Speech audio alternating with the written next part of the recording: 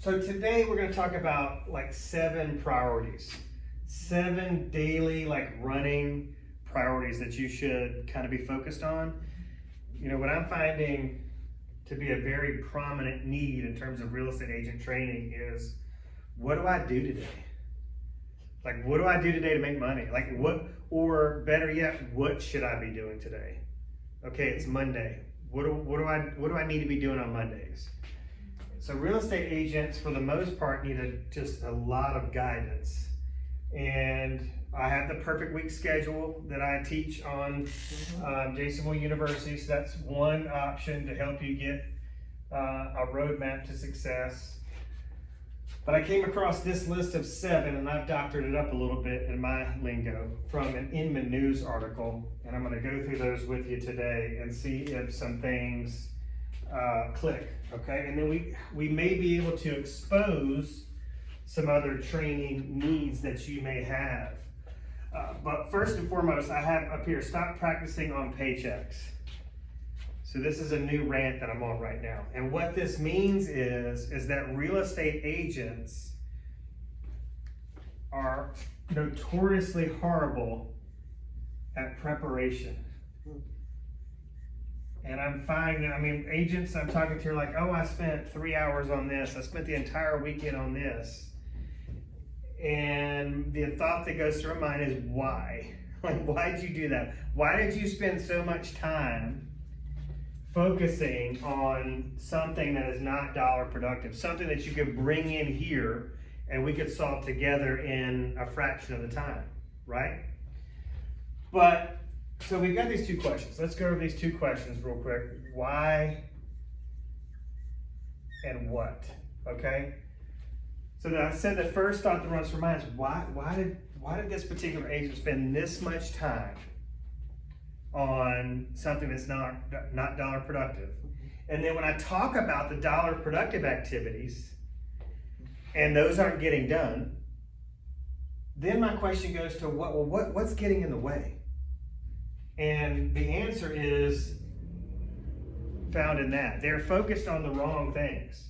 They're so busy focused on the wrong things, or they may not be totally wrong, but they should be way down here low on the priority list, or again, something that you and I could solve together in a fraction of the time.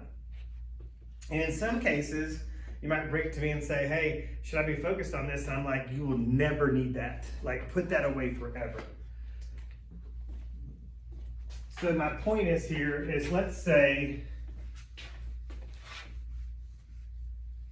you get a listing opportunity that comes up, and the sellers are very, very focused on marketing. They want to know, they're like, Jan, what are you going to do to market my home to folks? What do they say, market my home to folks outside of Alabama? What they say, hey, I want to see your complete marketing plan. Like, how are you going to target buyers on the search engines like Google? Anything special you know how to do to make my property stand out on Zillow? How are you personally, this is one I hear a lot, how are you personally going to find buyers and bring them to my house? How are you going to procure buyers yourself? I know most agents lean on other agents to sell their properties, but I want you to show my house. I want to hire a real estate agent that is guaranteeing to show my house to potential clients. All right? So this is a possibility that your business will be confronted with this question. And the response, most agents, what they are, how they respond is in a reactionary mode. And I'm asking you to ditch being reactive for proactive. So proactively watching YouTube videos on real estate marketing, becoming a student of real estate marketing, so that when this presents itself, you can at least come in here and say, oh my gosh, I need some help preparing for this big listing presentation. The people are like obsessed with real estate marketing, and that just hasn't historically been one of my strong suits. You know, I rely on the MLS and the side.